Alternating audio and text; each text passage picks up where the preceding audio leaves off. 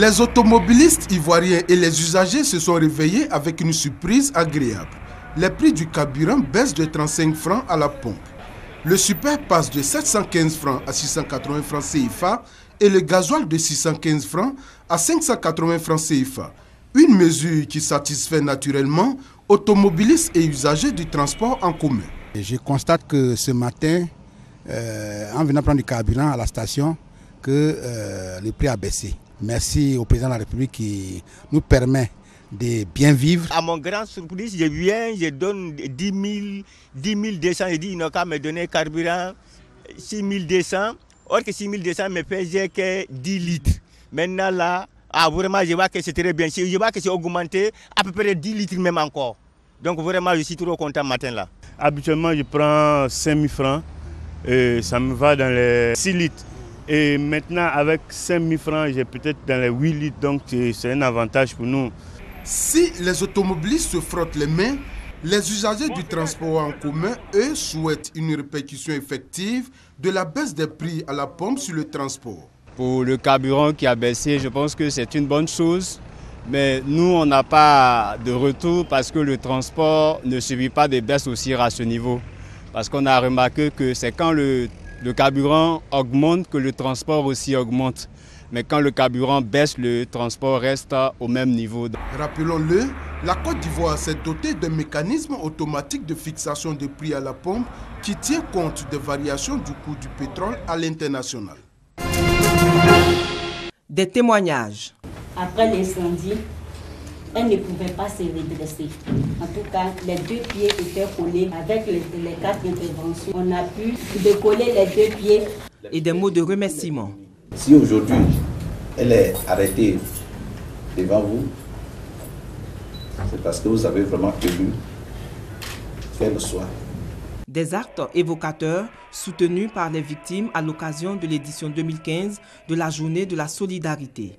Une politique du vivre ensemble et du renforcement du lien social prônée par Anne Ouloto. Ce point de presse du lancement des activités de la Journée nationale de la Solidarité, édition 2015, comme une occasion de plus pour rappeler les vertus de la solidarité et pour exhorter à être des disciples de paix et de cohésion sociale et à vous investir pleinement dans les différentes activités retenues pour cette édition.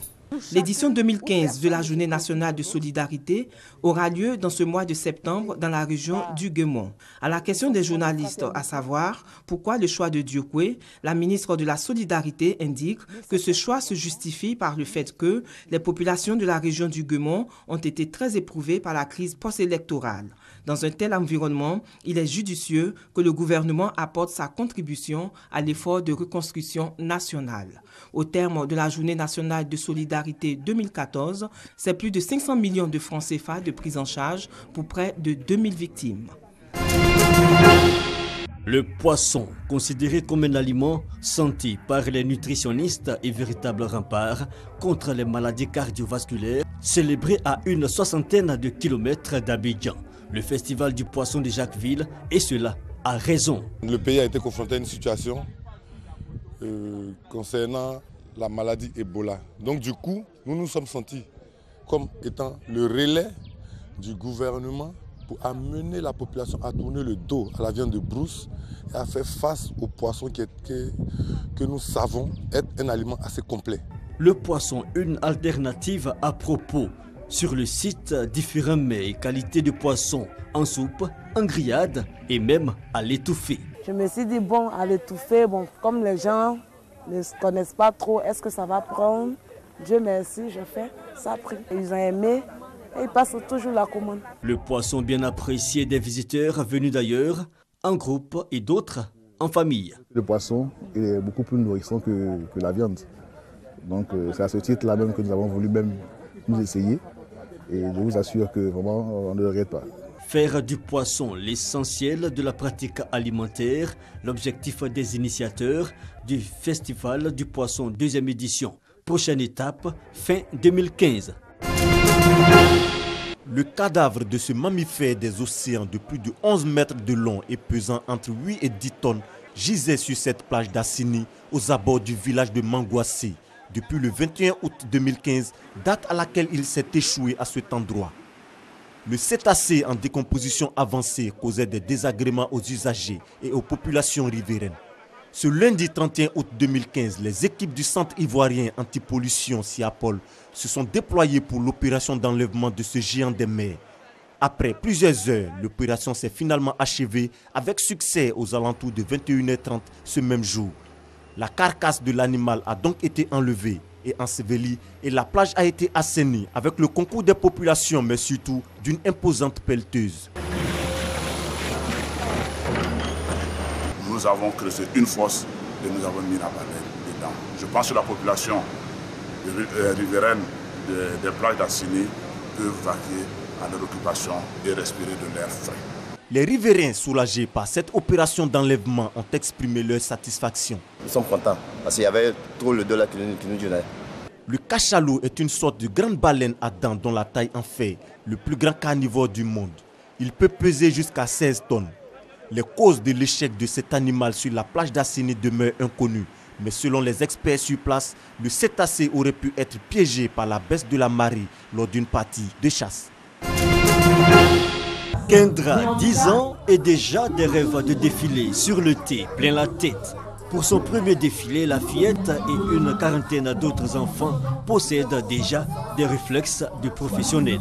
Un rêve de mannequin en train d'éclore pour ses 44 enfants. C'est la première édition du Fashion Kids. On a répété, tout s'est bien passé. Je suis prête pour défiler.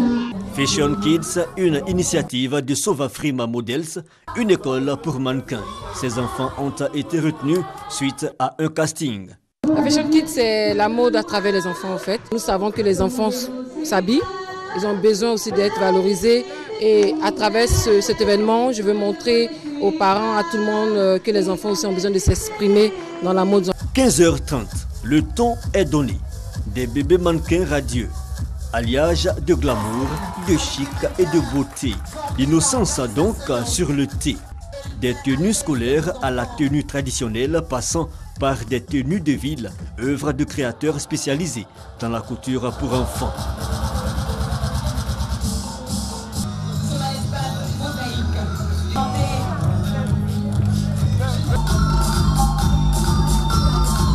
Les parents apprécient. Ça permet aux enfants d'avoir l'esprit créatif, l'esprit d'initiative, parce que c'est vraiment pas évident de se présenter devant une foule et puis défiler. J'ai été émerveillé de savoir qu'ils avaient des talents cachés. Fashion Kids, première édition, déjà des sommités venus découvrir la relève. Gilles Touré, Isabelle Arnaud entre autres. La seconde édition aura lieu en décembre prochain.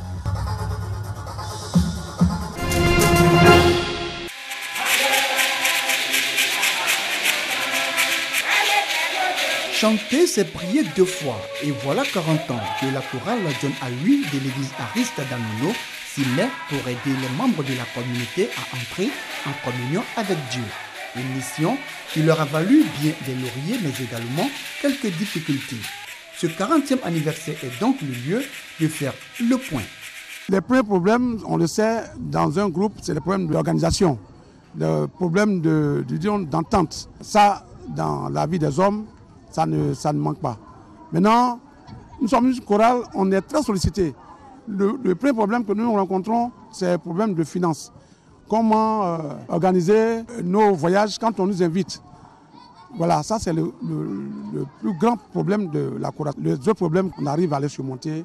Une cérémonie dite de la croix lumineuse, la prédication axée sur la foi et la persévérance. Puis, c'est au tour du parrain de s'adresser à ses filleuls. 40 ans, c'est la maturité d'un mouvement ou d'une association. On peut se poser des questions. Qu'est-ce qu'on a fait? Qu'est-ce qu'on doit faire? C'est-à-dire les perspectives. En cela que je suis très heureux d'accompagner cette chorale parce que nous avons des défis à relever pour l'Église nationale Ariste. Et pour exprimer leur reconnaissance à Dieu en ce jour spécial, les choristes en fait sont venus les bras chargés de présents. Le pape François demande aux prêtres de pardonner l'avortement. Dans une lettre rendue publique mardi, le souverain pontife appelle à accorder le pardon à tous les catholiques qui ont avorté ou provoqué l'avortement. Seule condition, le pécheur doit avoir eu une démarche de repentir.